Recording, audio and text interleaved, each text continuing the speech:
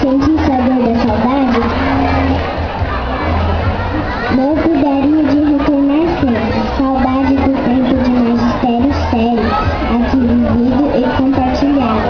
Saudade das pessoas que aprendi a amar e respeitar. Cada um de vocês, ter certeza, deixou em mim um legado.